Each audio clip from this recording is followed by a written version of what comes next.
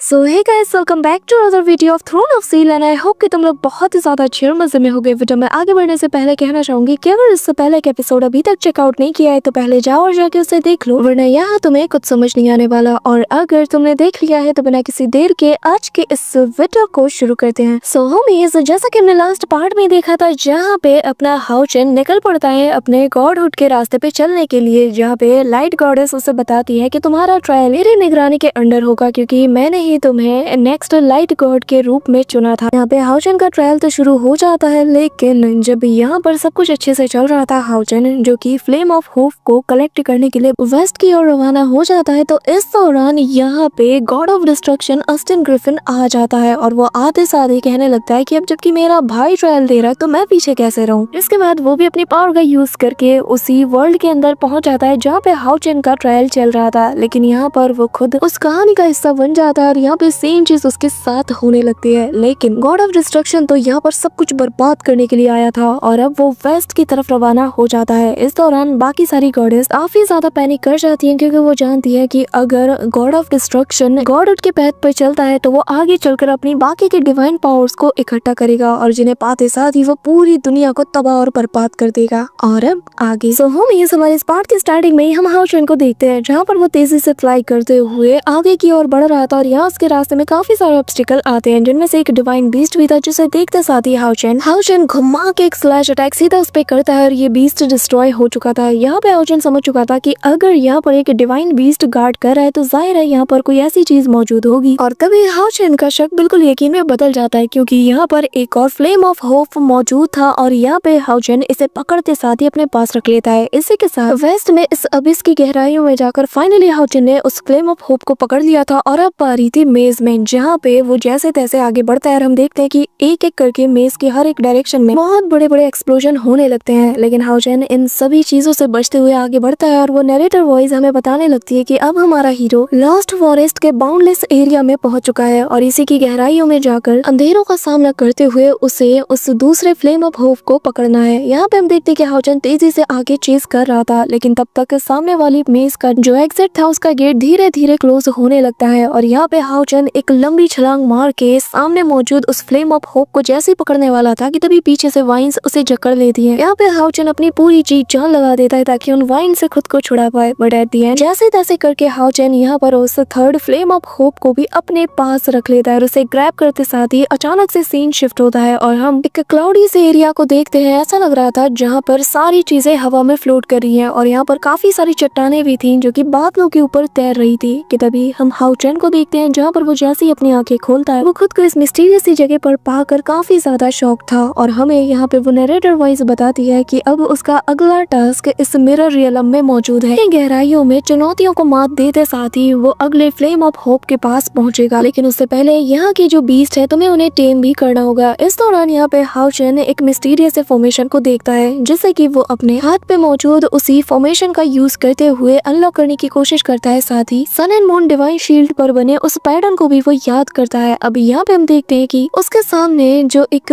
Ancient beast मौजूद था वो यहाँ पे उसकी सोल को पूरी तरीके से प्यूरिफाई करके उसे यहाँ से आजाद कर देता है और उसके अंदर से उसे एक और फ्लेम ऑफ होप जिसे कि स्पार्क ऑफ विजडम कहा जाता है उसे अचीव करता है। ऐसे ही हम देखते हैं कि वो टोटल 4 फ्लेम्स को कलेक्ट कर लेता है। यहाँ पे हाउचेन उस आखिरी फ्लेम ऑफ होप को याद करते हुए कहने लगता है कि बस एक और फिर मैं अपने इस ट्रायल को कंप्लीट कर लूंगा और जिसके लिए मैं यहाँ पर आया था फाइनली वो चीज भी कंप्लीट हो जाएगी। इस दौरान हाउचेन पूरी तरीके से अनजान था कि ऑलरेडी गॉड ऑफ डिस्ट्रक्शन भी उसके इस प्लानिंग को पूरी तरीके से रूइन करने के लिए इस वर्ल्ड में आ चुका है। तभी यहाँ पे सीन शिफ्ट होता है और हम ऑस्टिन ग्रिफिन यानी कि गॉड ऑफ डिस्ट्रक्शन को देखते हैं और यार इसका लुक कितना कमाल का है। यहाँ पे हम देखते हैं कि गॉड ऑफ डिस्ट्रक्शन जो कि उसी सेम बीस्ट के सामने मौजूद था जिसने कि पहले हाउचेन का रास्ता रोका था। यहाँ पे वो जो बीस्ट था वो तेजी से रोड करता है, लेकिन यहाँ पे हम देखते हैं कि गॉड ऑफ डिस्ट्रक्शन बहुत ही स्लॉट और वे में एक सिंगल स्ट्राइक से इसे बीच से काट देता है और इसके बाद उसे वो दूसरा फ्लेम ऑफ होप भी मिल जाता है। लेकिन यहाँ पे ऑस्टिन ग्रिफिन को ये सब कुछ काफी ज्यादा बोरिंग लगता है। वो उस फ्लेम ऑफ होप को लेते साथ ही कहने लगता है कि यार ऐसा तो ये काफी ज्यादा बोरिंग होगा, मैं एक एक करके कब तक सबको कलेक्ट करूं। ये कहते साथ ही वो हवा में जंप करता है और अपने हाथ को आगे बढ़ाता है जिसके साथ ही उसका डिस्ट्रक्शन यहाँ से शुरू होता है। यहाँ पे हम देखते हैं कि वो पूरी जगह को तबाह बर्बाद करना शुरू कर देता है, जहाँ पे हम देखते हैं कि इसके एक सिंगल स्ट्राइक से यहाँ पर हर एक चीज चकनाचूर होने लगती है और उनके आसपास की जितनी भी इंटेल है उसे मिलने लगती है और साथ ही यहाँ की एनर्जी को भी वो अब्सॉर्ब करता है। यहाँ पे जैसे जैसे ही वो बाकी सभी जगह की एनर्जी को जैसे जैसे अब्सॉर्ब करता जाता है, सारी चीजें और ज्यादा बिगड़ती जाती है और सब कुछ पहले से ज्यादा डिस्ट्रॉय होने लगता है। यहाँ पे हम देखते हैं कि वो इस कदर यहाँ की ऑरा को अब्सॉर्ब कर चुका था कि पूरी जगह किसी बंजर जगह जैसी बन चुकी थी और बस एक सिंगल स्ट्राइक से ही उसके नीचे की जो जगह थी वो पूरी तरीके से टूट जाती है। बेसिकली यहाँ पर हर एक रियलम में जाकर उसने उसे पूरी तरीके से तबाह कर दिया था और यहाँ पर जैसे ही वो बड़ा सा गड्ढा उसके नीचे बनता है कि तभी यहाँ पे हम देखते हैं कि एक एक करके जो फ्लेम ऑफ होप थी वो यहाँ पर धीरे धीरे करके उसके पास गैदर होने लगती है और सभी लोग एक साथ अस्टन ग्रिफिन के करीब जाने लगती है और फिर उसके मुट्ठी में समा जाती है। यहाँ पे हम देखते हैं कि उसने एक सिंगल स्ट्राइक से ही बाकी के 4 जो फ्लेम ऑफ होप्स थे उन सभी को उसने गैदर कर लिया था, जिसे पाकर वो काफी ज्यादा खुश था और कहने लगता है कि अब बस मुझे एक और की तलाश है, जिसके बाद मुझे जो चाहिए था वो मैं हासिल कर लूंगा। यहाँ पे हम देखते हैं कि उसकी आंखों में फुल किलिंग इंटेंट था, पर तभी वो हाउचन को याद करती हुए कहने लगता है कि मेरे भाई तुम सुन रहे हो ना, मुझे बस एक और की तलाश है। इसी के साथ सीन शिफ्ट होता है और हम हाउचन को देखते हैं जहाँ पर वो अपनी स्वॉर्ड को थाम कर सीधा आगे की तरफ बढ़ रहा था और वो आसपास आखिरी फ्लेम ऑफ होप को तलाश कर रहा था, लेकिन उसे कहीं भी कुछ नहीं मिलता। लेकिन वो फिर भी बिना हार माने आगे की ओर बढ़ता रहता है। इस दौरान उसकी नजर सामने मौजूद एक जगह पे जाती है और जैसे ही वो वहाँ पे लैंड करता है तो वो पाता है कि यहाँ पर एक बहुत ही बड़ा सा जाइंट गेट मौजूद था, जिसके बारे में उसे कोई आइडिया नहीं था। पर हाउचन कहने लगता है कि बाकी के जो फ्लेम ऑफ होप है उन्होंने यही लोकेशन बताया था जहाँ पर मुझे आखिरी फ्लेम ऑफ होप मिलने वाला है। पर आखिर ये क्या, ये तो बाकी के 4 जो फ्लेम ऑफ होप को पाने के लिए मैंने ट्रायल दिए थे उससे कई ज्यादा डिफरेंट है। यहाँ पे हाउचन ऊपर की तरफ नजर दौड़ाता है और हम देखते हैं कि ये कोई मामूली गेट नहीं था, बल्कि ये एक बहुत ही बड़ा सा जाइंट गेट था जो कि ऐसा लग रहा था किसी एंशिएंट ट्री के नीचे बसा हुआ है। यहाँ पर हाउचन इस बड़े से गेट को ऊपर से नीचे तक एग्जामिन करता है, लेकिन उसे कोई भी सुराग नहीं मिल पाता कि आखिर यहाँ पे उसका ट्रायल क्या है। पर तभी यहाँ पे हम देखते हैं कि वो जो जाइंट सा गेट था अचानक से वो ग्लो करने लगता है और एक ब्लू कलर की जो मिस्टीरियस सी फ्लेम थी वो पूरी तरीके से इस गेट को कवर कर लेती है और तभी यहाँ पर एक ऐसा फिगर अपीयर होता है जिसका सिर ही नहीं था। यहाँ पे हमें बताया जाता है कि ये असल में एक डिवाइन रिटेनर है जो कि डिवाइन बीइंग का फॉलोवर है और फिलहाल के लिए इसका जो सिर है वो गायब क्यों है इसके बारे में हमें कुछ भी नहीं बताया गया है एंड आई होप कि आगे पता चल जाएगा। इस दौरान वो हाउचन को देखकर कहता है कि चैलेंजर तुम्हारा स्वागत है, लेकिन ये कोई बच्चों का खेल नहीं है, तो मैं जानना चाहता हूँ कि आखिर तुम यहाँ पर किस लिए आए हो। हाउचन यहाँ पे इसकी बात सुनकर काफी ज्यादा सीरियस था और बताने लगता है कि जाहिर है कि मैं उस आखिरी फ्लेम ऑफ होप को लेकर गॉडहुड के पैथ को क्रॉस करके अपने ट्रायल को कंप्लीट करना चाहता हूँ, जिसके बाद मैं गॉड बन जाऊंगा और इस पूरे वर्ल्ड को इल्यूमिनेट करूंगा। अब उसके कॉन्फिडेंट को देखकर ये जो डिवाइन रिटेनर था ये कहने लगता है कि अच्छा ऐसी बात है तो चलो अब मुझे साबित करो। ये कहते साथ ही वो अपने जाइंट से एक्स को उसकी तरफ चला देता है और जो एनिमेटर्स है ना उन्होंने ऐसे पैसा बहाया है कि मैं तुम्हें क्या ही बताऊं। यहाँ पे हम देखते हैं कि जो एक्स था जाइंट सा एक्स वो हाउचन कैसे छू के निकल जाता है और हाउचन पलक झपकते ही उससे डॉज भी कर चुका था और काफी दूर पहुंच चुका था। लेकिन हाउचन कहाँ बस यहाँ पे डॉज करने वाला था, वो हवा में जंप करते हुए काउंटर अटैक करता है और अपनी स्वॉर्ड को उस पे दे मारता है। यहाँ पे हम देखते हैं कि ये जो रिटेनर था उसके अटैक को डॉज करता है और अब इन दोनों के बीच में क्लोज कॉम्बैट शुरू हो जाता है, जहाँ पे हम देखते हैं कि हाउचन के ऊपर ये अटैक करता है, लेकिन हाउचन तब तक उसके अटैक से डॉज करके उस पर अपनी स्वॉर्ड स्ट्राइक मारता है। इस दौरान हम देखते हैं कि ये जो रिटेनर था ये काफी दूर जा गिरता है और तभी वो अपनी थंडरस पावर को गैदर करने लगता है और हाउचन समझ चुका था कि इसकी ताकत किसी डिवाइन बीइंग के बिल्कुल नीचे आती है, यानी कि इसके बाद जो ताकत आती है वो किसी डिवाइन बीइंग की होगी। लेकिन एक डिवाइन रिटेनर होने के बावजूद भी इसकी जो पावर है वो एक और स्टार क्राउन के फॉलन डेमिगॉड से कई गुना ज्यादा है। इस दौरान हम देखते हैं कि वो आसपास की थंडरस एनर्जी का यूज करते हुए सारे के सारे बड़े बड़े चट्टानों को हवा में उठा लेता है, जिनके अंदर जो एनर्जी फ्लक्चुएशन है ये और ज्यादा तेज हो जाती है। लेकिन हाउचन भी यहाँ पे समझ चुका था कि अगर उसके सामने एक 5th स्टार डेमिगॉड भी आ जाए तो भी वो आज उसे नहीं रोक सकते। यहाँ पे हाउचन हवा में जंप करते हुए उन चट्टानों को काटते हुए उनके अंदर की पावर को डिस्ट्रॉय कर देता है और फिर एक एक के ऊपर सवार होते हुए वो सीधा इस डिवाइन रिटेनर की तरफ बढ़ता है। इस दौरान वो जो डिवाइन रिटेनर था जिसकी तरफ हाउचन लपक के गया था, अचानक से वो सीधा अपने एक्स को जमीन पे मारता है, जिससे इतनी टेरिफाइंग एनर्जी रिलीज होती है जो कि लाइटनिंग स्ट्राइक की तरह हाउचन की तरफ बढ़ती है कि तभी पलक झपकते ही बिल्कुल सेकंड के आधे हिस्से में हाउचन इसे डॉज कर जाता है। लेकिन ये तो बस एक लाइटनिंग स्ट्राइक थी, यहाँ पर बाकी के लाइटनिंग स्ट्राइक को ये जो डिवाइन रिटेनर था उन्हें कंट्रोल करते हुए हाउचन पर वो अटैक कराता है, लेकिन हाउचन सभी से डॉज करते हुए और तेजी से इसकी तरफ बढ़ता है। ये देखकर अब इस डिवाइन रिटेनर की सटक जाती है, वो यहाँ पर अपनी मुट्ठी को टाइट करता है और यहाँ पे अपनी सारी मैग्नेटिक फोर्स का यूज करते हुए वो हाउचन के आसपास के सारी चट्टानों को उसके पास पुल करने लगता है, लेकिन हाउचन ने ऑलरेडी अपने पास उस बैरियर को बना लिया था। लेकिन ये सारी चट्टाने आपस में एक जगह पर जमा होते हुए हाउचन के आसपास एक चट्टान से बहुत बड़ा सा बॉल बना देती है। ये चीज डिवाइन रिटेनर ने बस हाउचन को ट्रैप करने के लिए किया था, ताकि वो उस पर अपने एक्स से अटैक कर पाए। और बस इस मौके का फायदा उठाते साथ ही सबसे पहले वो उस पर प्रेशर रिलीज करता है और फिर हवा में जंप करते हुए सीधा अपने उस एक्स को लेकर हाउचन की तरफ लपकता है। और जैसे ही वो चिल्लाते हुए उस एक्स को उस पे चलाता है कि तभी एक सिंगल स्ट्राइक से ही 3 बहुत ही ताबड़तोड़ स्लैश अटैक हाउचन की ओर बढ़ जाते हैं, जिससे यहाँ का एटमॉस्फेयर पूरी तरीके से चेंज होने लगता है। और ब्लैक लाइटनिंग ब्लैक क्लाउड के साथ यहाँ पे गरजना शुरू कर देती है। चारों ओर माहौल बदल चुका था और तभी चारों तरफ ब्लैक फॉग छा जाता है। और इसी बीच हम देखते हैं कि डिवाइन रिटेनर का जो एक्स था उसे हाउचन ने अपनी स्वॉर्ड से रोके रखा था, यानी कि हाउचन ने वक्त रहते ही उसके अटैक को काउंटर किया, जिसके बाद वो अपनी फोर्स से उसे पीछे की ओर ढकेलता है और फिर दोनों हाथों से स्वॉर्ड को थामते हुए घुमा के एक अटैक सीधा उसकी ओर करता है, जिससे उसका अटैक जैसे स्पेस के कांटेक्ट में आता है एक के बाद एक ताबड़तोड़ एक्सप्लोजन होने लगते हैं। तभी हम देखते हैं कि यहाँ पर उस एक्सप्लोजन के इम्पैक्ट के चलते ये जो डिवाइन रिटेनर था ये काफी दूर जा गिरता है और फिर काफी दूर जाने के बाद ये रुक जाता है। और तभी जैसे ही वो ऊपर की ओर देखता है तो यहाँ पे हाउचन की तलवार सीधा उसके सामने आके रुक जाती है, जिसके चलते ये भी काफी ज्यादा शॉक था। और हम देखते हैं कि दोनों बिल्कुल उसी गेट के सामने मौजूद थे। हाउचन उसकी तरफ अपनी स्वॉर्ड को तानते हुए उससे बस इतना कहता है कि मुझे लगता है कि मेरे ख्याल से अब इस फाइट को कंटिन्यू करने का कोई मतलब नहीं रहा, क्योंकि उम्मीद करता हूँ कि तुम भी समझ गए होगे कि तुम मेरे मैच के नहीं हो। यहाँ पे उसकी बातें सुनकर डिवाइन रिटेनर कहने लगता है कि हाँ बिल्कुल तुमने सही कहा और तुम काफी ज्यादा स्ट्रॉन्ग हो, इस लायक हो कि तुम उस 5th फ्लेम ऑफ होप को, जिसे कि स्पार्क ऑफ डिटर्मिनेशन कहा जाता है, उसे ऑब्टेन करो, जिसे हासिल करके तुम अपने लक्ष्य के और ज्यादा करीब पहुंच जाओगे। इसी के साथ वो उसे इस गेट के उस पार के बारे में बताता है कि तुम्हें इस गेट को ओपन करना है और जिस चीज की तलाश तुम्हें यहाँ तक खींच लाई है वो तुम्हें इस दरवाजे के उस पार मिलेगा। ये सुनते साथ ही हाउचन उस डोर की तरफ देखता है। इसी के साथ हाउचन सीधा उस डोर के करीब जाता है और जाते साथ ही उसे एक बार फिर से देखकर अपने हाथ को उसकी तरफ बढ़ाता है और जैसे ही हल्का सा प्रेस करता है तो यहाँ ये जो गेट था ये हाउचन को पहचान लेती है और अचानक से इसके अंदर कुछ एनर्जी भी फ्लक्चुएट करने लगती है और तभी हाउचन को कुछ फील होता है, लेकिन तब तक बहुत देर हो चुकी थी। यहाँ पे हम देखते हैं कि पूरा का पूरा गेट यहाँ पे ग्लो करने लगता है और अगले ही पल हाउचन के ऊपर इतना टेरिफाइंग प्रेशर पड़ता है कि वो अपने घुटनों के बल आ जाता है। लेकिन यही नहीं, ये जो प्रेशर था ये लगातार हर बीतते सेकंड के साथ बढ़ता जाता है और ऐसा लग रहा है हाउचन को कि जैसे उसकी हड्डियां अभी कुचली जाएंगी और उसे ऐसा भी फील होता है कि जैसे उसने अकेले ही इस पूरी दुनिया का बोझ अपने कंधों पे उठा रखा है। हाउचन कहने लगता है कि आखिर ये चीज क्या है, आखिर मैं कहाँ पे हूँ। तभी हाउचन अपने इल्यूजनरी वर्ल्ड में खुद को पाता है जहाँ पर उसके दोनों जो पत्थर के हाथ थे उसने जैसे इस बड़ी सी दुनिया को जैसे अपने हाथों से थाम के रखा है और जिसका प्रेशर हर बीतते सेकंड के साथ दुगना हो रहा है। और तभी रियलिटी में हम हाउचन को देखते हैं जहाँ पर उसके मुंह से खून तक निकलता है, लेकिन हाउचन फिर भी काफी तेजी से इस गेट को पुश करना शुरू कर देता है। इस दौरान यहाँ पे जो डिवाइन रिटेनर था वो कहने लगता है कि इस गेट को खोलना इतना आसान नहीं, क्योंकि इसे हल्का सा धक्का देने पर तुम्हें ऐसा फील होगा कि जैसे पूरी दुनिया का बोझ, पूरी दुनिया की जिम्मेदारी तुम्हारे ऊपर आ चुकी है और इसी के चलते इसे गेट ऑफ द वर्ल्ड भी कहा जाता है। और सिर्फ वही इंसान इस गेट को ओपन कर सकता है जिसके पास पूरी काबिलियत हो कि वो इस वर्ल्ड को रूल कर सके, इसे संभाल सके, इसकी जिम्मेदारियां उठा सके। नौजवान, तुम्हें सिर्फ इस वर्ल्ड को कैरी नहीं करना बल्कि तुम्हें इसके will of the forest, will of the mountain, यानी कि इस वर्ल्ड के तुम्हें विल को भी कैरी करना है। इस वर्ल्ड की सारी इच्छा, सारी आशाएं तुम्हें सबको कैरी करना होगा और इस वर्ल्ड के फ्यूचर को तुम्हें सबसे ज्यादा संभाल के आगे बढ़ना होगा। और इसी का असली मतलब होता है कि एक वर्ल्ड को कैरी करना। यहाँ पे हम देखते हैं कि हाउचन के बिल्कुल हड्डी पसली एक होने लगती है, उसकी हिम्मत भी जैसे जवाब देने लगती है। और तभी यहाँ पे वो जो डिवाइन रिटेनर है वो हाउचन से कहने लगता है कि अगर वाकई में तुम्हारे लिए गॉड बनना और इस वर्ल्ड को इल्यूमिनेट करना और इसकी जिम्मेदारी को उठाना इतना ही ज्यादा इंपॉर्टेंट है तो तुम्हें हर हाल में इस ट्रायल को पास करना ही होगा। लेकिन ये जो वेट है ना ये इतना ज्यादा स्ट्रॉन्ग है कि तुम्हारी हड्डियां भी डस्ट में बदल जाएंगी और तुम्हें पता नहीं चलेगा। मैं जानता हूँ कि तुम ज्यादा देर तक इस चीज को कंटिन्यू नहीं कर सकते। ये कहते साथ ही वो अपने एक्स को उठा लेता है, पर तभी हाउचन यहाँ पर अपने दूसरे हाथ को भी उस गेट पर लगाते हुए उसे पुश करने लगता है और फिर कहने लगता है कि हमारे साथ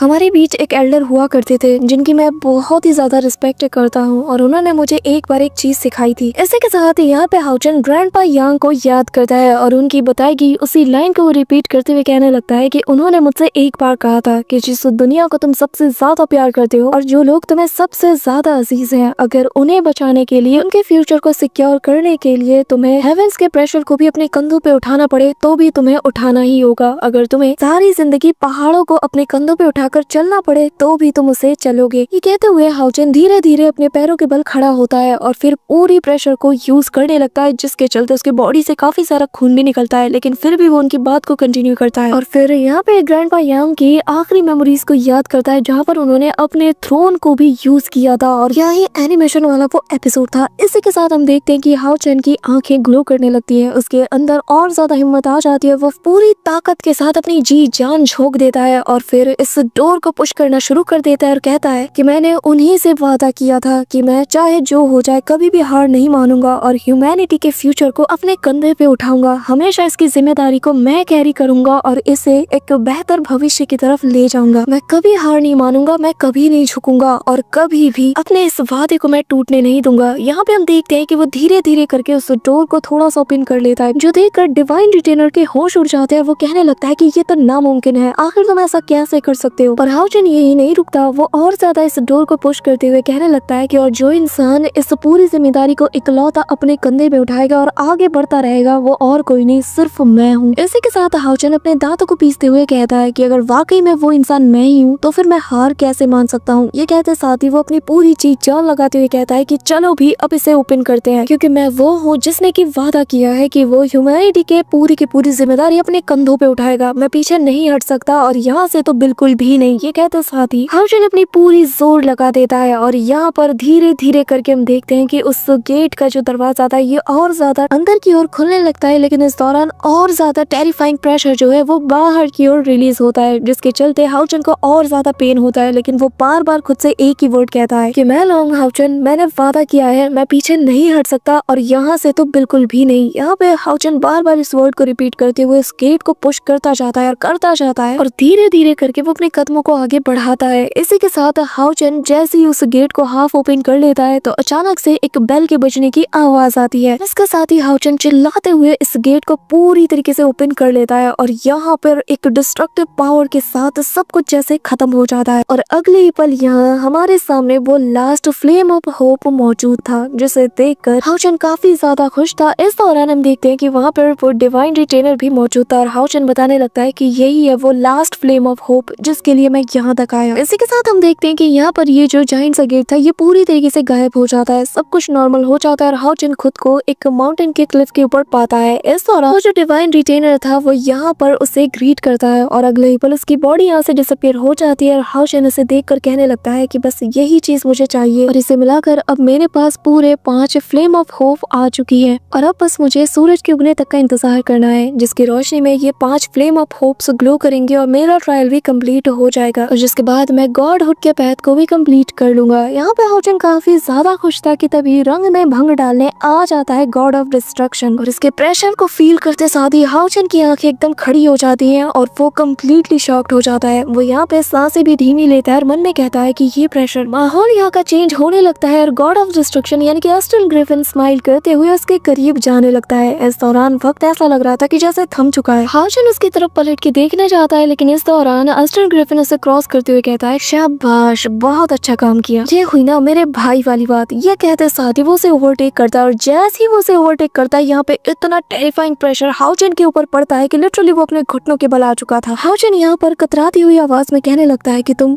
तो गॉड ऑफ डिस्ट्रक्शन हो, यानी कि हेवनली कैलेमिटी। यहाँ पर ये कहते साथ ही वो उसके साथ बिताए गए उस स्पेशल मोमेंट को याद करता है जहाँ पर हाउचेन का जो 5th स्टार क्राउन था उसे पहनाने के लिए खुद यहाँ पर अस्टन ग्रिफिन स्पेस को क्रैक करते हुए आया था, जबकि हाउचेन वहाँ इन्फिनिटी स्टार डोमेन के अंदर मौजूद था। सोचो वहाँ तक ये पहुंच गया और उसने अपने हाथों से अपने भाई को ये क्राउन पहनाया था। इसी के साथ प्रेजेंट टाइम में गॉड ऑफ डिस्ट्रक्शन उससे कहने लगता है कि हाँ, ये पहली बार है जब हम लोग फॉर्मली एक दूसरे से ऐसे मिल रहे हैं, है ना मेरे भाई। यहाँ पे ये कहते साथ ही वो और ज्यादा प्रेशर हाउचेन के ऊपर डालने लगता है कि तभी हाउचेन जो कि एकटक उसे देखे जा रहा था, उसे समझ नहीं आ रहा था कि आखिर वो इसे कहे तो कहे क्या, कि तभी यहाँ पे गॉड ऑफ डिस्ट्रक्शन उसकी तरफ पलटता है और कहने लगता है कि ये जो फाइनल फ्लेम ऑफ होप है और जो तुम्हारे गॉडहुड का रास्ता है ये दोनों मेरे हुए। ये कहते साथ ही वो अपना हाथ हवा में उठाता है और सक्शन फोर्स की मदद से उस फ्लेम ऑफ होप को, आखिरी फ्लेम ऑफ होप को अपने पास खींचने लगता है, जो देखकर हाउचेन से रहा नहीं जाता। वो यहाँ पर अपनी हिम्मत जुटाता है और जैसे तैसे करके खुद को खड़ा करने की कोशिश करता है और तभी यहाँ पर वो डिवाइन थ्रोन आर्मर को एक्टिवेट कर देता है, जिसके चलते यहाँ पर इतना पावरफुल इम्पैक्ट रिलीज होता है कि यहाँ पर गॉड ऑफ डिस्ट्रक्शन को भी पीछे हटना पड़ता है, लेकिन वो इसके फॉर्म को देखकर स्माइल करता है। वहीं दूसरी तरफ हाउजन ने भी यहाँ पे अपने throne of eternity and creation के उस आर्मर को पहन लिया था और वो अपने उस फॉर्म में आते साथ ही अपनी स्वॉर्ड को लहराता और कहने लगता है कि मेरे होते हुए मैं ये चीज तुम्हें कभी नहीं दे सकता। इसी के साथ वो उस आखिरी फ्लेम ऑफ होप की तरफ बढ़ता है। वहीं दूसरी तरफ गॉड ऑफ डिस्ट्रक्शन भी उसकी तरफ लपकता है और कहता है कि दो भाइयों के इस लड़ाई में सिर्फ एक ही है जो कि इस लास्ट फ्लेम ऑफ होप को अचीव करके गॉड बनेगा और देखने में मजा आएगा कि आखिर वो कौन होगा। सो होमीज, हमारा आज का ये पार्ट तो यहीं पे एंड होता है, लेकिन नेक्स्ट वेडनेसडे को थ्रोन ऑफ सील का एक बहुत ही कमाल का लॉन्ग स्पेशल एपिसोड आने वाला है, जिसके लिए मेरी तरह बाकी के जितने भी थ्रोन ऑफ सील के फैंस होंगे वो लोग काफी बेसब्री से इंतजार कर रहे होंगे। लेकिन उससे पहले तुम्हें इस वीडियो पे 4K लाइक्स और 400 कमेंट्स कंप्लीट करने होंगे ताकि हम नेक्स्ट पार्ट तुम्हारे लिए जल्द से जल्द लेके आए। So that's it for today guys. I hope कि तुम सबको आज की वीडियो काफी ज्यादा पसंद आई होगी। अगर हाँ तो वीडियो को लाइक करना, चैनल पे नए हो तो सब्सक्राइब करना। मिलते हैं नेक्स्ट वीडियो में, तब तक के लिए बाय।